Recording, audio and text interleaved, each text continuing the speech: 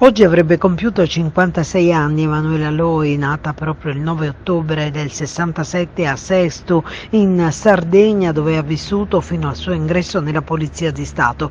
I suoi sogni si sono infranti il 19 luglio del 92 sul deflagrare di 90 kg di esplosivo alle 16:59 in una domenica d'estate in via Mariano D'Amelio a Palermo.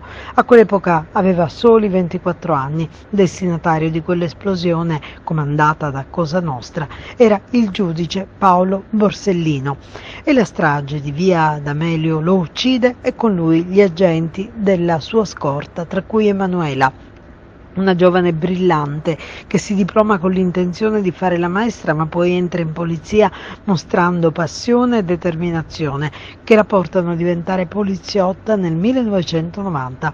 Al termine del corso le comunicano che la sua sede non sarà la Sardegna ma Palermo, la città dove è in atto una cruenta guerra di mafia.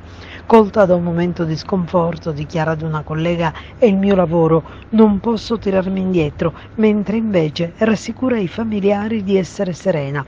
Molto capace, è una tiratrice scelta e finisce nel servizio di scorta. Gli ex colleghi la descrivono con gentile, risoluta, pignola. Il destino aveva scritto che il suo si sarebbe incrociato con quello del giudice Paolo Borsellino, e quella campana suona, un'esplosione terribile che non lascia scampo a nessuno, ed Emanuela Loi è la prima poliziotta a cadere per causa di servizio.